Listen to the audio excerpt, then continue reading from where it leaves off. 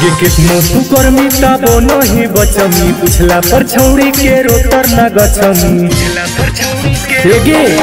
आगे कितनो तू कर्मी तबो नहीं बचमी पुछला पर छौड़ी के रोतर न गचमी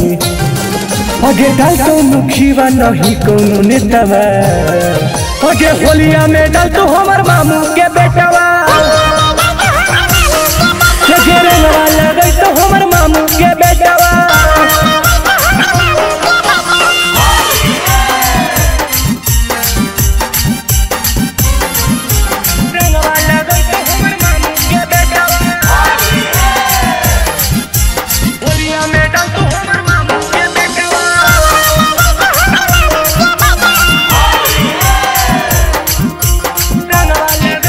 आगे डाल दे तो लहंगा के भीतर गे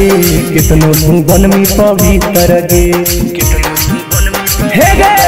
आगे डाल दे तो लहंगा के भीतर गे कितनो तू बनमी पवित्र गे हे गे छोड़ तो करित नहीं तो रोज खेतवा होलिया में डाल तो हमर मामू के बेटवा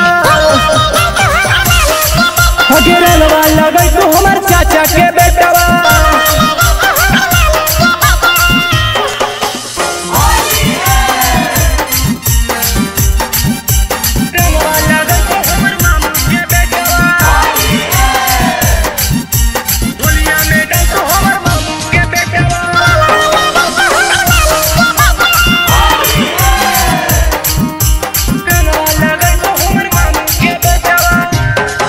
खियो पानी वाला फुचका गे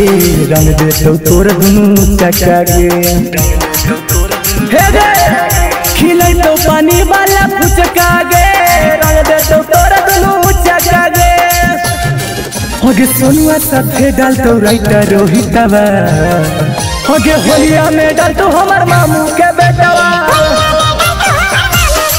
हे गे रंगवा लगे तो हमर फूफा के बेटवा आगे कोई न छोड़तोगे। भोलेनाथ रिकॉर्डिंग स्टूडियो बानावर बिशुनगंज।